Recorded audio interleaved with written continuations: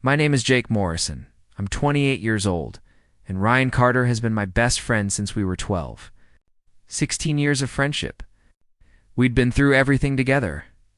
High school drama, college stress, first heartbreaks, career changes, family issues. I knew him better than I knew anyone, which is why that text immediately made my stomach drop. Ryan didn't do cryptic. He was straightforward, direct, sometimes brutally honest. If he needed to talk about something, he just said it. The fact that he was being vague and ominous meant whatever he wanted to ask was big. Really big. I tried to focus on the rest of my meeting, but my mind was racing. What could he possibly need to ask me that required a whole conversation? Was he moving away? Was he sick? Was he in some kind of trouble? I texted back as soon as the meeting ended. Me, of course. My place or yours? Ryan? Yours. TPM. Me. I'll order pizza. Ryan, thanks. And Jake, don't worry. It's not bad news. That should have been reassuring. But somehow it made me more nervous. I spent the rest of the afternoon distracted, barely able to focus on work. My colleague Melissa noticed. You okay? She asked around 4 p.m. You've been staring at that design mock-up for 20 minutes without changing anything. Yeah, sorry. Just got a weird text from my best friend. He wants to talk tonight about something important. What kind of important? He wouldn't say. Just that he needs to ask me something. Maybe he's finally going to tell you he's in love with you. I nearly choked on my coffee. What, Ryan? No, we're friends. Just friends? Huh? Sure. She gave me a knowing look. Jake, I've met Ryan. I've seen how you two are together. That's not just friends. That's friends who should probably be dating. You're delusional, am I? When's the last time either of you had a serious relationship? I thought about it. I dated Sarah for 6 months last year. And why did that end? Because we weren't compatible. Because she said you were too emotionally invested in your friendship with Ryan, and there was no room for her. Those were her exact words, which you told me while drunk at the company holiday party. That wasn't the only reason. It was a reason.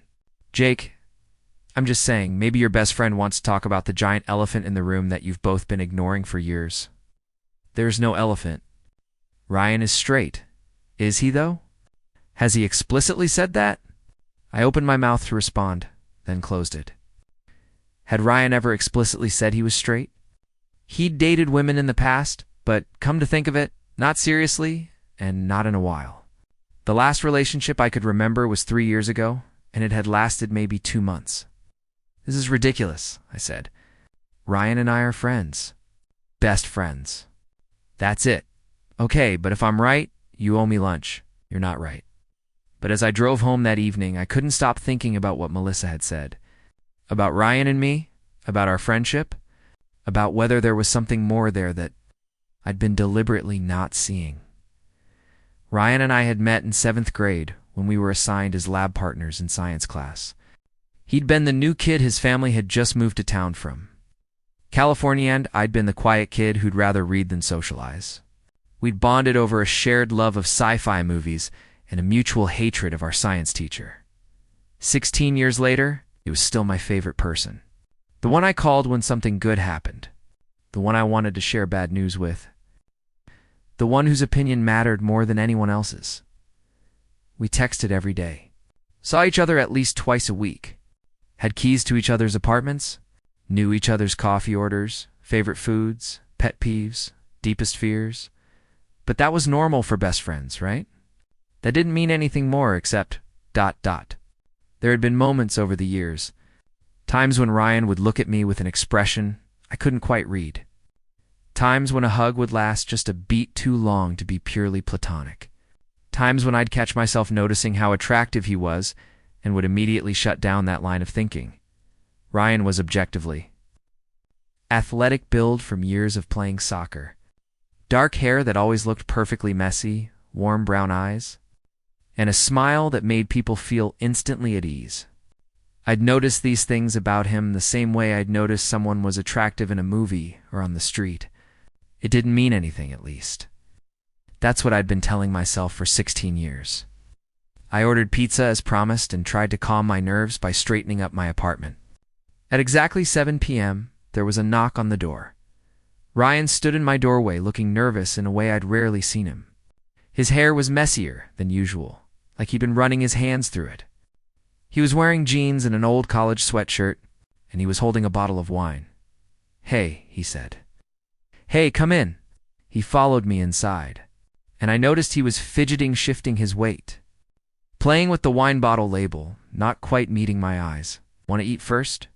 I offered, gesturing to the pizza on the counter. "Actually, can we talk first? I'm too nervous to eat." "Okay, you're kind of freaking me out here, Ryan. What's going on?" We sat on the couch, our usual spots, me on the left, him on the right. With the comfortable distance we'd maintained for 16 years, Ryan took a deep breath, set the wine bottle on the coffee table, and turned to face me. "And I need you to really think about your answer before you respond." "Can you do that?" "Of course. Jake, we've been best friends for 16 years. You know me better than anyone. You're the first person I think about when something happens. The person whose opinion matters most to me. The person I want to share everything with. I feel the same way about you, I know. That's what makes this so hard." He ran his hand through his hair again. "I'm not good at this. I'm just going to say it, Jake. I'm in love with you. I have been for years. And I need to know if there's any possibility you might feel the same way." The world stopped. I stared at Ryan, my best friend of 16 years. The person who knew everything about Mayond, tried to process what he'd just said. "What?" "I'm in love with you. I know that's probably not what you expected to hear, and I'm sorry if I'm ruining everything. But I can't keep pretending anymore. I can't keep going on dates with people I don't care about while being in love with you. I can't keep lying to myself that this will go away if I just ignore it long enough." "How long?" I managed to ask. "How long have I been in love with you?" "Honestly, since we were probably 19 or 20, college, but I've been attracted to you since we were 16. 16? Ryan, we were in high school. Why didn't you ever say anything?" "Because I was terrified. Because you're my best friend, and I couldn't risk losing you. Because I wasn't even sure I was actually into guys until I realized what I was feeling for you wasn't just friendship. Because by the time I figured it all out, we'd been friends for years, and I didn't know how to change that dynamic without destroying everything." I couldn't breathe. This was Ryan, who I'd known for over half my life. Ryan, who'd been there through everything. Ryan, who I'd assumed was straight and firmly in the friend category. "I don't know what to say," I admitted. "Oh." "Then let me ask my actual question. The one I texted you about." He took my hand. And the simple touch made my heart race in a way that felt both familiar and completely new. "Jake Morrison, I need to know. Is there any possibility you could feel the same way? Any chance that maybe you've been hiding feelings too? Because I look at you, at us, at this friendship we've built, and I can't help but think we could be so much more." I looked at our joined hands, at Ryan's face, hopeful and terrified in equal measure, and something clicked into place. All those moments over the years, all those times I'd shut down certain thoughts, all the relationships that had failed because they weren't quite right, because something was always missing. They'd been missing this. They'd been missing Ryan. "I need to think," I said, pulling my hand away. Hurt flashed across Ryan's face, but he nodded. "Okay. Take all the time you need, but Jake, I need to know one way or the other. I can't keep doing this, being your best friend while being in love with you. It's killing me. So think about it. Really think about it, and then tell me, can you see us as more than friends? Or should I start putting some distance between us so I can move on?" Distance. Ryan, you're my best friend. I can't lose you. I can't keep being just your friend when I want so much more. So something has to change." He stood up. "I'm going to go. Let you think. Just text me when you figured out your answer. Whatever it is, I'll respect it." Left before I could respond. And I sat there on my couch, staring at the closed door, trying to process what had just happened. Ryan was in love with me. My best friend of 16 years. The person I trusted more than anyone. The constant in my life, through every change and challenge, he was in love with me. And the terrifying part, I wasn't sure I didn't feel the same way. I didn't sleep that night. I lay in bed replaying every interaction Ryan and I had ever had, looking for signs I'd missed. And once I started looking, they were everywhere, the way he'd always been physically affectionate. With me in a way he wasn't with other friends' casual touches. Long hugs. The way we'd fall asleep on each other's couches during movie marathons. The way he'd never liked anyone I dated. Always finding subtle reasons why they weren't right for me. The way he knew exactly how I liked my coffee. What food I'd want when I was stressed, which movies would cheer me. When I was sad. The way I'd done the same for him, memorizing his preferences. His routines. The things that made him happy. The way we'd talk on the phone for hours about nothing in particular. The way seeing his name pop up on my phone made me smile, regardless of what kind of day I was having. The way I always wanted to share good news with him first. The way I'd catch myself staring at him sometimes. Noticing details, the way his eyes crinkled when he really laughed. The small scar on his chin from a soccer accident in 9th grade. How his whole face softened when he talked about things he cared about. Oh God, was I in love with my best friend? I called Melissa at 7 a.m. "You owe me lunch," she said as soon as she answered. "How did you? Because you're calling me at 7 a.m., which means Ryan's confession kept you up all night, which means I was right. He told me he's in love with me. And I don't know what to do. Melissa, this is Ryan, my best friend. If I say yes and it doesn't work out, I lose the most important person in my life. But what if you say no and spend the rest of your life wondering what if? It's not helpful. I'm not trying to be helpful. I'm trying to make you think. Jake, let me ask you something. When you imagine your future, your actual future, not some abstract concept, but real life, is Ryan in it? Of course he is, my best friend. In what capacity? Is your best friend who sees you occasionally as you both build separate lives with separate partners? Or is something more integrated, more central? I thought about it. When I imagined my future buying a house, having a family, growing old, Ryan was there. Not as a side character or occasional visitor, but as someone integral to that life. As a partner, not just a friend.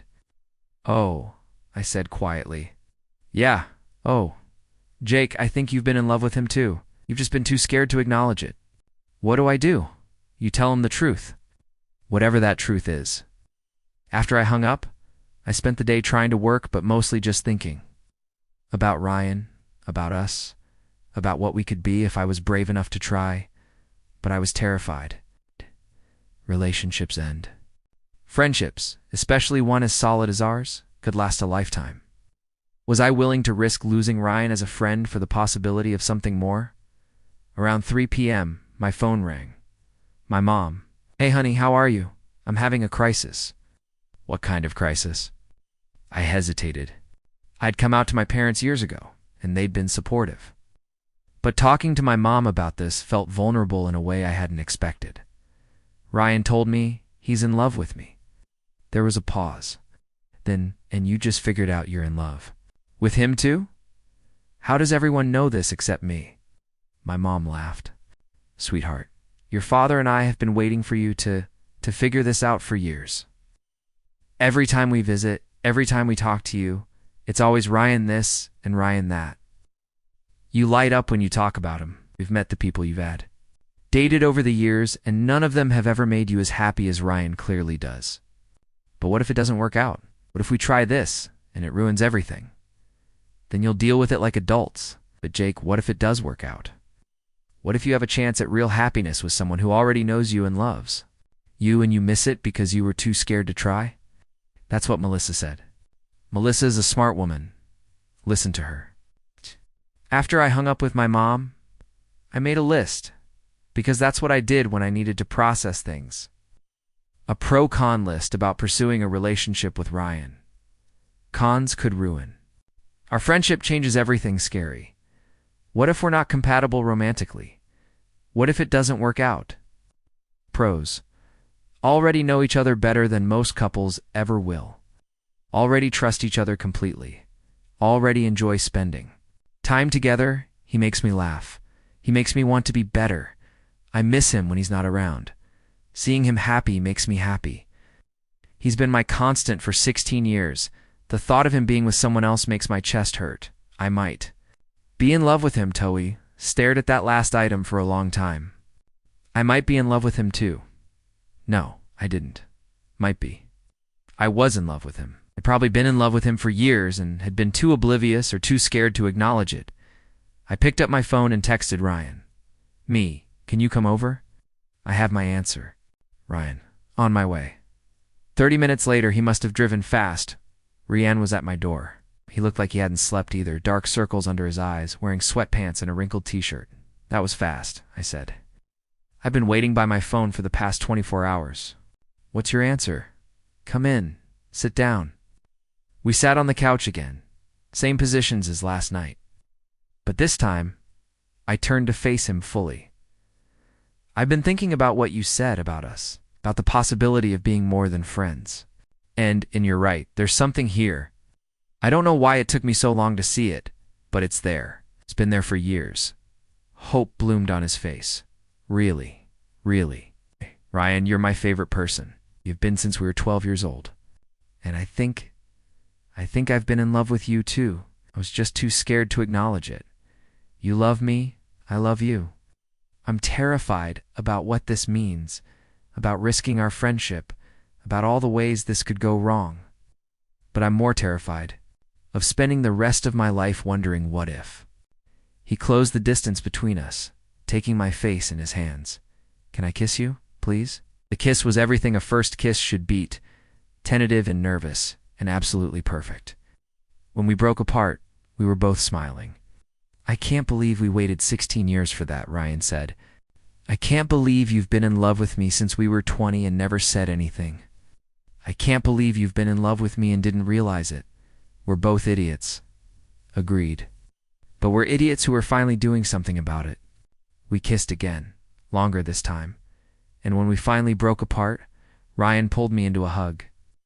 I love you, he murmured against my hair. I've wanted to say that to you properly for so long. I love you too. So what now? Now we figure this out together. We take it slow, we communicate, and we don't let fear stop us from seeing where this goes. I can do that. Good. Because Ryan, I really think this could be something amazing. It already is. The first week of being with Ryan romantically, while also being his best friend, was a surreal adjustment. Nothing changed, and everything changed. We still texted constantly, still shared meals, still knew each other's schedules and habits. But now we also held hands, kissed when greeting each other, called each other boyfriend with a mixture of giddiness and disbelief. I have a boyfriend, Ryan said one evening as we were making dinner at his apartment. That's so weird to say. I have a boyfriend, and it's you. Is that weird in a bad way? It's weird. In an I can't believe this is finally happening way. Good weird. We decided to keep our relationship quiet for a couple weeks, not because we were hiding it, but because we wanted to figure out our own dynamic before dealing with everyone else's opinions.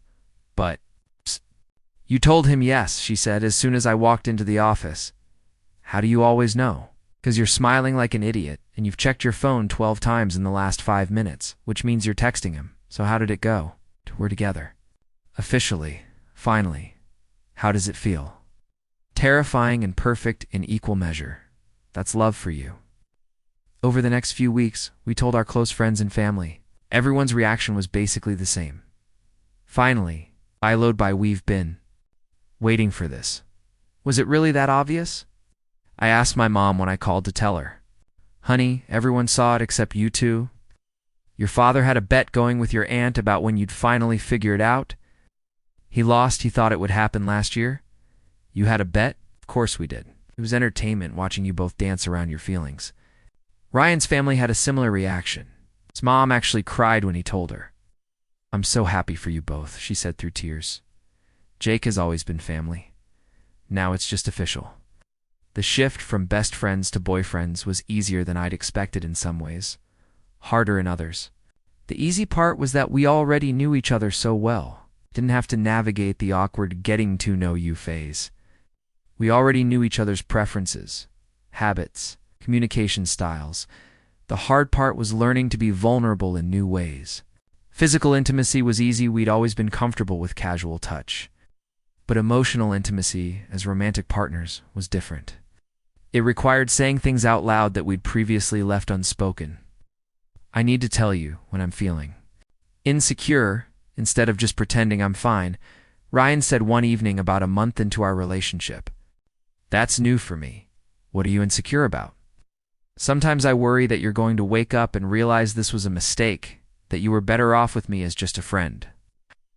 But 16 years of being in love with someone while thinking it was impossible leaves marks. You know? Pulled him closer. I'm not going to wake up and change my mind. This isn't a mistake. You're not a mistake. And we're figuring this out together. And that includes the insecure moments. Thanks. And I should probably tell you I get jealous really easily, which I've been hiding for years every time you dated someone.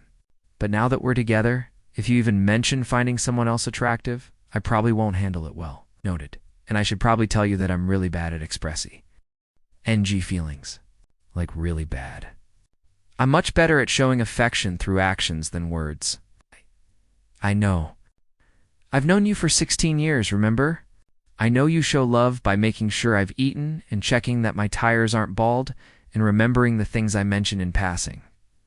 You notice that? Of course I notice. I've been cataloging every way you show you care about me for years, hoping it meant something more. Oh. It did mean something more. I just didn't know it yet. We had our first real disagreement about 2 months in. It was stupid something about whose turn it was to choose the movie and Ryan accusing me of always picking action films when he wanted to watch something with actual plot. Action films have plots, I argued. Explosions aren't plot. You're being a snob. You're being obtuse. We both stopped, stared at each other, and then started laughing. This is our first fight as a couple, Ryan said, over movie choices. We're so domestic. It's embarrassing. Want to compromise? We watch half of your pretentious drama and half of my mindless action film? Deal. The movie thing became representative of how we handled conflict in general. We'd get frustrated. Remember, we actually liked each other and find a compromise. It wasn't always easy, but it worked. In March, about 3 months into our relationship, Ryan's lease was up on his apartment. I need to decide if I'm renewing, he said one evening at dinner. And I was thinking, what if I didn't? What do you mean? What if I moved in with you instead? We're always at each other's places anyway. It seems practical. Ryan, we've been dating for 3 months. Isn't that fast? We've also known each other for 16 years and been functionally living together for months even before we started dating. I don't think the normal timeline rules apply to us. He had a point. We'd been doing sleepovers constantly, keeping clothes and toiletries at each other's places, sharing groceries and bills. We were already living together in everything but name. Okay, I said. Let's do it. Move in with me. His smile was brilliant. Really? Really? But we're getting rid of your terrible couch. That thing is a bikingery waiting to happen. My couch is comfortable. Your couch is from college and has a permanent butt dent in the middle. We're getting a new couch. Fine. But I get to pick it. Absolutely not. You have terrible taste. I do not. Ryan, you wanted to buy a velvet purple armchair last month. Your taste is questionable at best. That chair was ironic. That's not how furniture works. We moved in together in April, combining our stuff and arguing about every decoration choice like the domestic couple we'd become. It felt natural in a way that surprised me, like this was just the next logical step rather than a big dramatic change. I like this. Ryan said one evening as we sat on our new couch, a compromise my color choice. His style preference, watching TV with his feet in my lap, living with you. Being with you? All of it. Me too. Do you ever regret it? Us? Getting together? Not even a little, you. Never. Best decision I ever made. Telling you how I felt. Best decision I ever made. Saying yes. 6 months into our relationship. We took our first trip together as a couple a weekend in Boston to visit Ryan's college friend Mark, who'd gotten married the previous year. Fair warning. Ryan said on the drive up, Mark is going to interrogate you about your intentions with me. Your intentions with me? We've been best friends for 16 years. He knows me. He knows you as my best friend, not as my boyfriend. There's a difference. Mark and his husband Kevin were welcoming but clearly curious about the shift in Ryan's and my dynamic. During dinner the first night, Mark finally asked the question that had obviously been on his mind. So how did this happen? Last I heard from you, Jake was firmly in the impossible crush category. He told me he was in love with me, I said. Very directly. Asked if there was any possibility? I felt the same way. You said ... Eventually, yes. After about 24 hours of panic and self-reflection, Ryan laughed. You made me sweat for a full day before answering. I needed to think. You dropped a bomb on me? Fair? I'm just glad you both finally figured it out, Mark said. Ryan's been in love with you since junior year of college. It was painful watching him pine. He really was that obvious. To everyone except you, apparently. There was actually a pool among our friend group about when you'd finally realize, why does everyone keep saying that? I asked. Was I really that oblivious? Spectacularly oblivious, Kevin confirmed. Ryan would talk about you constantly. His whole face would light up, and you'd be completely clueless. In my defense, I thought he was straight. Did you actually think that? Or did you tell yourself that because it was safer than acknowledging the alternative? I thought about it, honestly. Probably the second one. That weekend was revealing in multiple ways. Mark and Kevin had been together for 5 years, married for 1, and they had the kind of easy, comfortable partnership I'd always envied. Watching them navigate their relationship, the casual affection, the inside jokes, the way they supported each other without it being a big deal, made me realize that's what Ryan and I were building. You to remind me of us, Kevin said on our last day there. Not the specifics, but the foundation. You actually like each other. You'd be friends even if you weren't together. That's the best kind of relationship. That's what I keep trying to tell Jake, Ryan said. We have the friendship foundation. Everything else builds on that. On the drive home, we talked about the future for the first time in concrete terms, rather than abstract concepts. What do you want? Ryan asked. Long term. Like 5 years from now, what does your life look like? Honestly, I want this us, a home we build together. Maybe a dog, a career I care about but doesn't consume my entire life. Time for friends and hobbies. You. That's what I want too. Plus, maybe getting married someday. Married? My heart skipped. Not right now, he clarified quickly. But eventually, is that something you'd want? With me? Yeah, I said, surprised by how much I meant it. Yeah, I think I would. Good, because I'm not planning on letting you go. Same. By the fall, about 8 months into our relationship, we'd settled into a comfortable rhythm. Ryan's morning routine included me now. He'd wake me up with coffee. We'd have breakfast together, share plans for the day. I'd taught him to be slightly less rigid, to embrace spontaneity occasionally. He'd taught me to be more organized, to take better care of myself. We're good for each other, I told him one evening. We really are. Best friends and partners. That's the ideal combination. You ever miss how it was before? When we were just friends? Never, do you?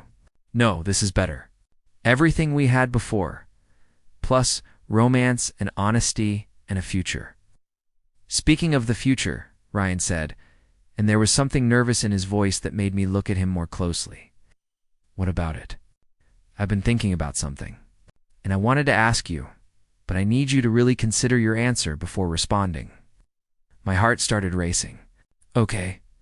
He took my hand, and the gesture was so reminiscent of that first conversation 6 months ago that I knew whatever he was about to ask was big. Jake Morrison, you've been my best friend for 16 years and my boyfriend for 8 months. You're my favorite person, my partner, my home, and I can't imagine my future without you in it. Not as a friend, not as a boyfriend, but as my husband. He pulled a small box from his pocket, and I stopped breathing entirely. Will you marry me? I stared at the ring, a simple silver band that was absolutely perfect hand, then at Ryan, who was looking at me with hope and love and fear all mixed together. You're proposing? I said stupidly. I'm proposing. Too soon. We've known each other for 16 years. We've only been dating for 8 months, Ryan. We've been in a relationship for much longer than 8 months. We were partners before we acknowledged we were partners. So no, it's not too soon. Is that a yes? That's absolutely a yes. He slipped the ring on my finger, and we kissed like we had that first time full of emotion and promise and the certainty that this was exactly right. I can't believe we're engaged. Ryan said when we broke apart. I can't believe you proposed. After 8 months of dating, it's actually 16. Years and 8 months, if you count from. When I first fell in love with you, still keeping track? Always. We called our families that night to share the news. My mom cried again. Ryan's mom screamed so loud he had to hold the phone away from his ear. Everyone was thrilled, if not particularly surprised.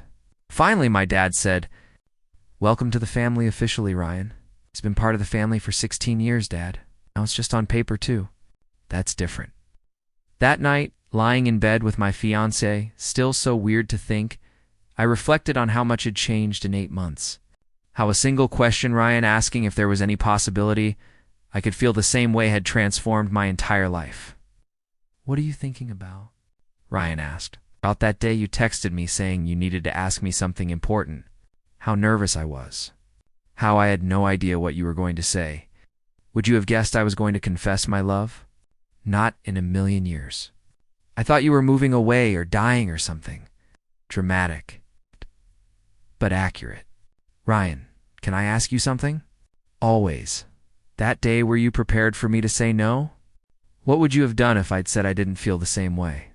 He was quiet for a moment. "Honestly, I don't know. Part of me would have tried to stay friends, but I don't think I could have done it. Being around you while being in love with you was already killing me. If you'd rejected me, I think I would have had to create some distance. For my own sanity, I'm glad I didn't say no." Me too. Because this life we're building is everything I wanted but never thought I could have. Same. Hey, Ryan. Yeah, I love you. I love you too. That wedding planning, we discovered, was simultaneously fun and stressful.